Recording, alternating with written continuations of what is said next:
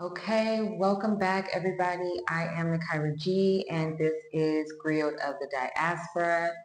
We are back with a solo episode today, so it's just me, but I do have some special guests coming up next month I'm really excited about.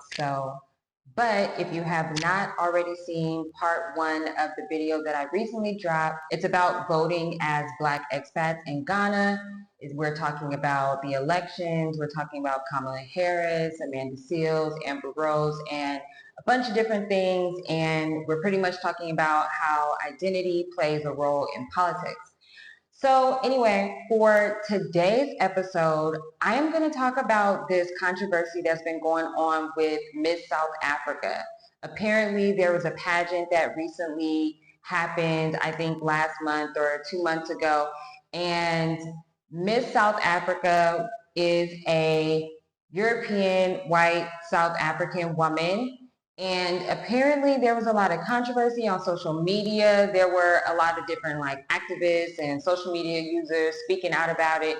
But I kind of want to talk about that today because I've been noticing that South Africa has been having just a few different things come up in the past year or so, concerning Tyler, concerning just a few different other things. And I noticed that this conversation about identity keeps coming up.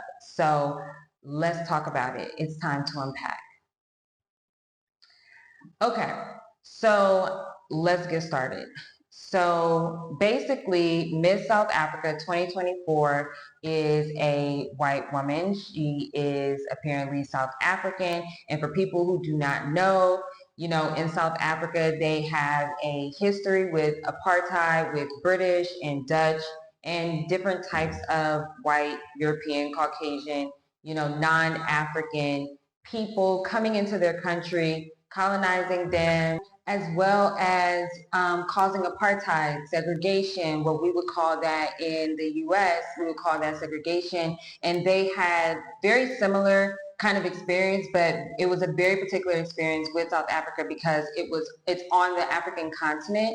And, these European settlers, they came in hundreds of years ago and they conquered this area and they colonized the African people that are there. And so, South Africa, they have different ways of identifying the native, indigenous, and African group. That one of them that is in South Africa is the Khoisan people, I believe.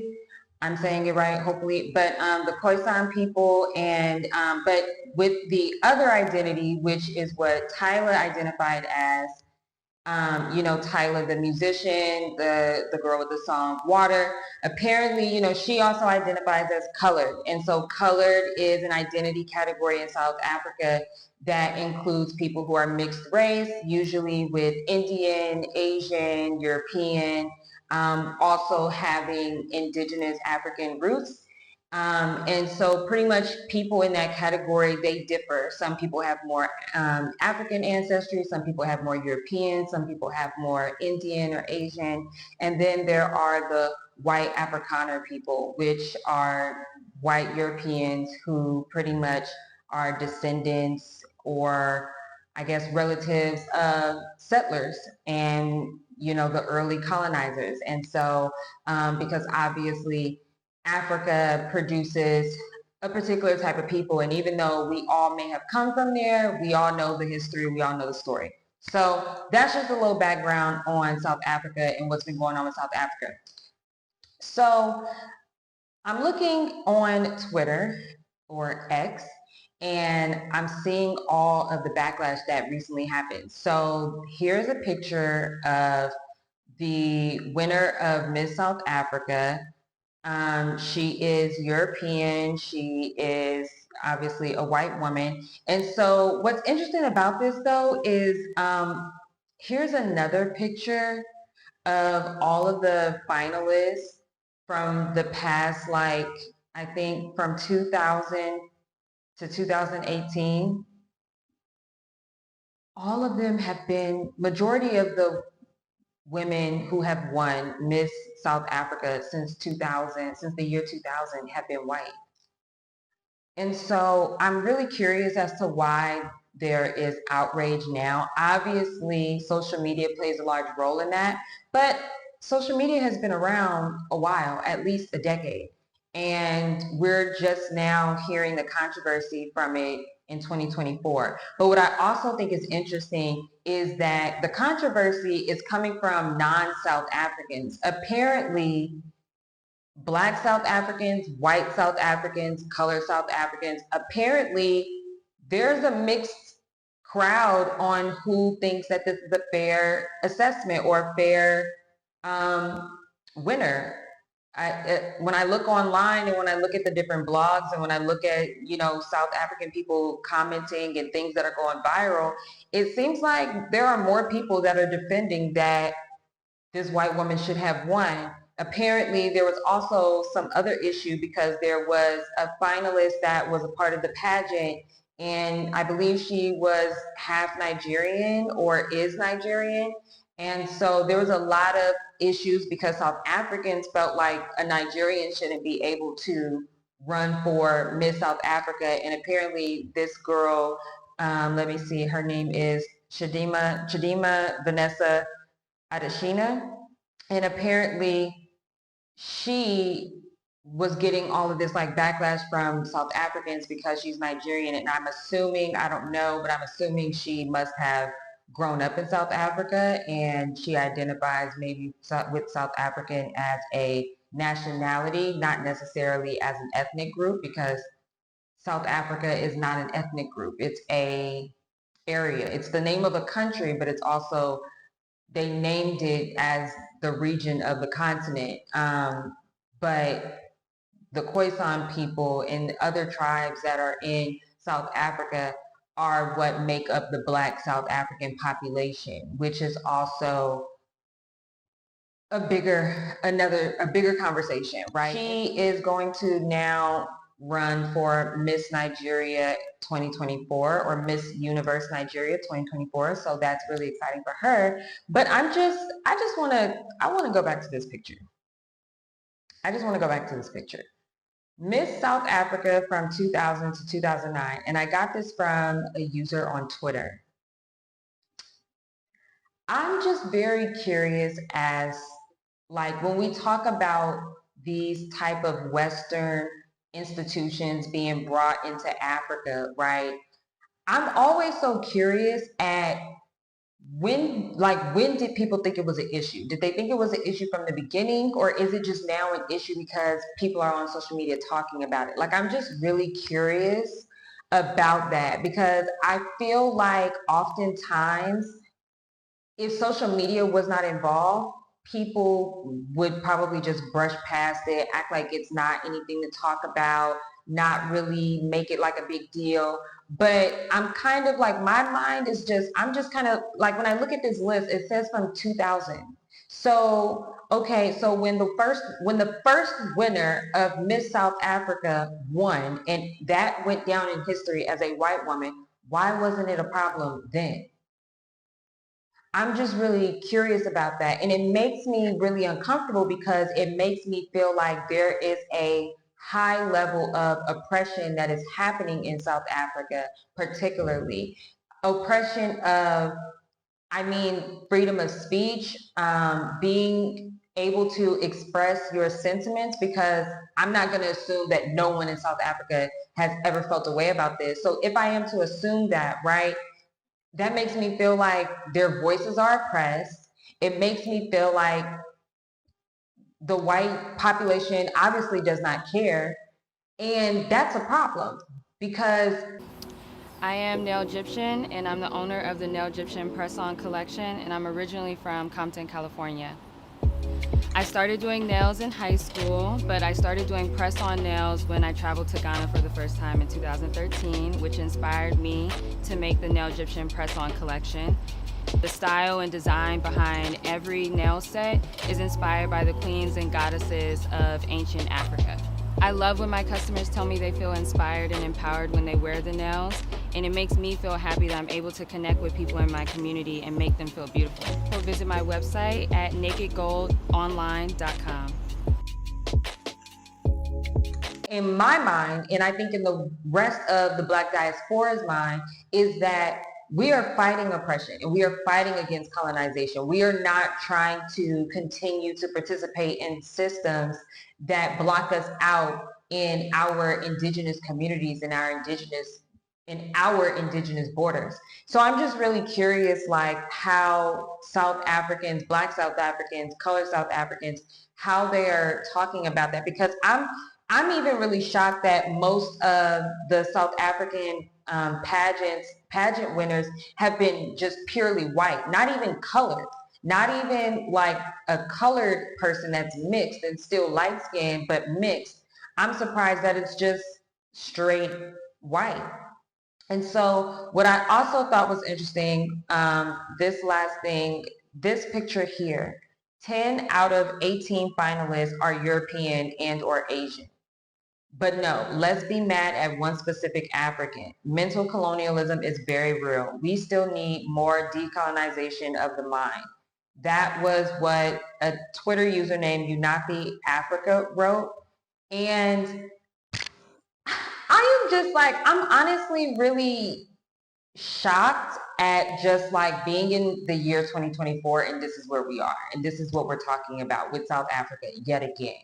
And it really, like, I don't want to take this moment to like call out. I really want it to be like a call in, honestly, because we're seeing this conversation about identity, about colonization, about integration, segregation. We are in this time where in all parts of the world, America, Africa, and Europe, we are seeing people, specifically Black people of the diaspora, we are seeing people really stand up against colonization, because it's something, it's an everyday cycle. It's a moving wheel. Colonization does not stop.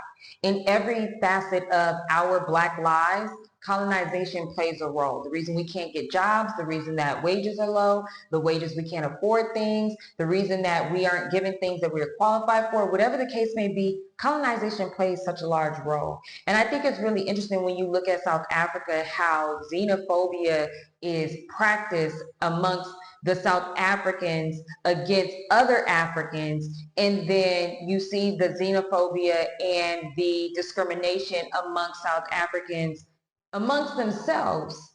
And it's interesting because when the whole Tyler controversy happened from Breakfast Club, one of the things that we all saw was how a lot of South African social media users were pretty much calling out Black Americans, saying, you know, oh, Black Americans, everything isn't about y'all. How y'all see race is not how everybody else sees race.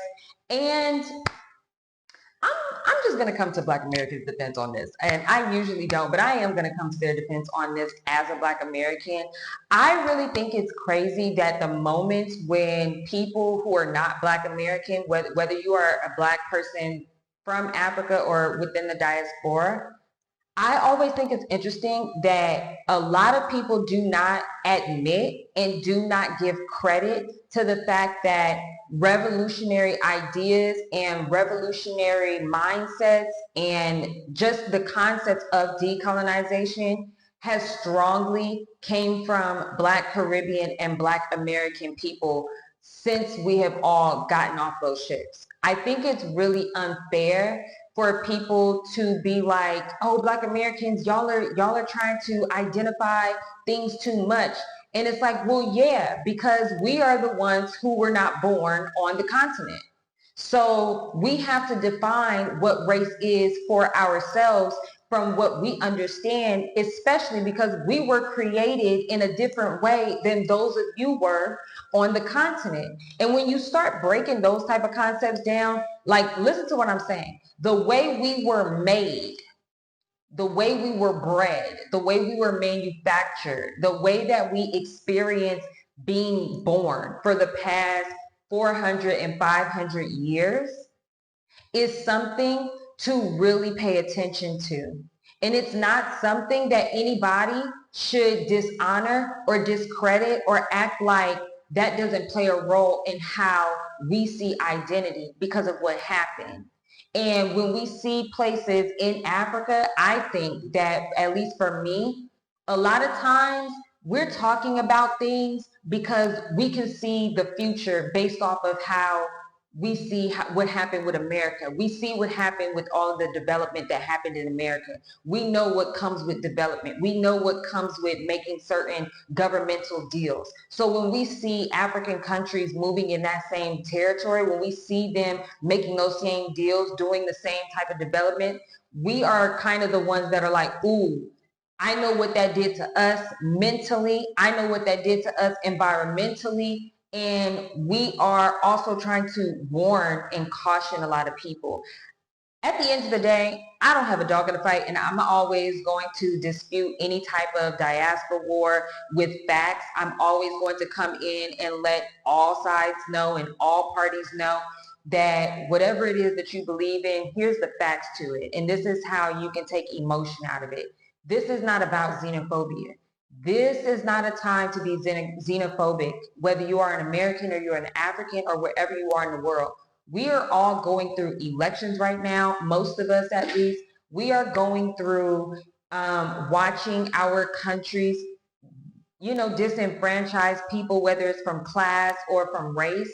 We are in a time right now where we need to be pulling together and unifying together, whether it's Black South Africans in South Africa, whether it's Black Canadians, whether it's Black Americans or Black Caribbeans. We need to be paying attention to how these white institutions are coming into Africa and indigenous parts of the world and colonizing them and pushing people out. Miss South Africa is a very microscopic issue. It's something fun to talk about. But when you really break down this issue, this is systemic racism. Like, it's called Miss South Africa pageant, but let's be real. This is systemic racism with makeup on.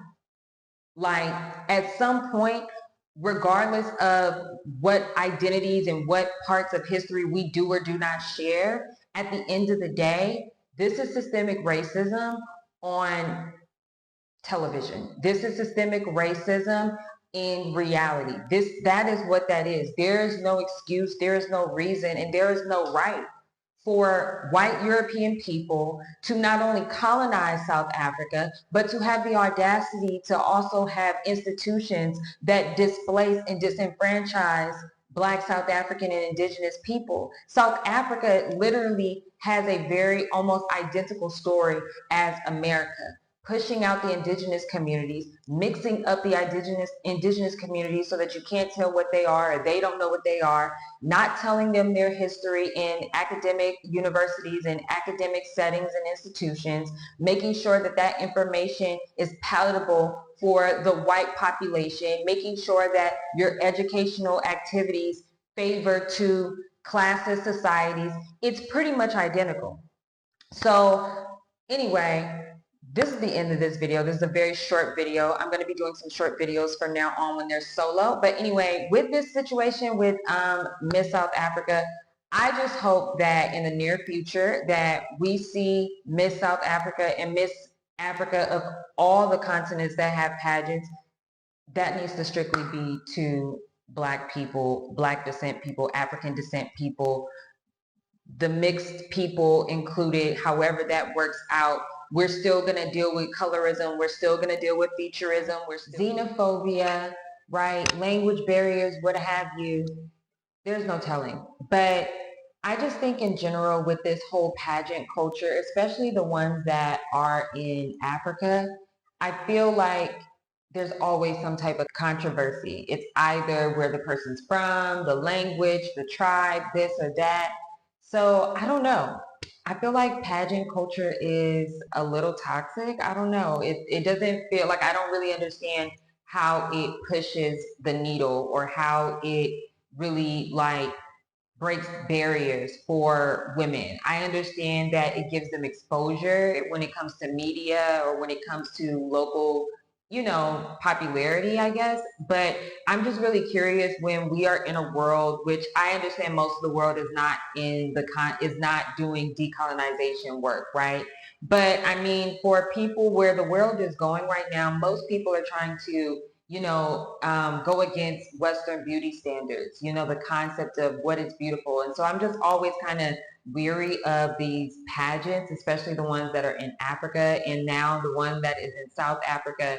It just really makes you wonder, like, what is the point of these pageants and how do they play a role in how we look at African people and how we look at beauty and how we look at what it means to be a woman and what it means to be accepted and tolerated. I think beauty pageants are definitely, just like a case study for all of that. And I'm pretty sure there's hundreds of essays written in academic libraries by so many different people. So anyway, that's it for this video. Before I finish, I just want to talk about this painting behind me. I made this painting months ago and I made it here in Ghana. So I'm going to start painting a lot more. I have a few other paintings that I will be selling. I won't be selling the originals, but I will be making customs of these different pieces. I'll be showing them throughout my different videos. I have mostly ancient Egyptian paintings. I thought it would be really cool to have paintings from ancient Egypt and just to like paint them because a lot of times when I see them, they are printed. And so it's nice to like see a painting, have some type of like depiction and of, Black African people despite the controversy.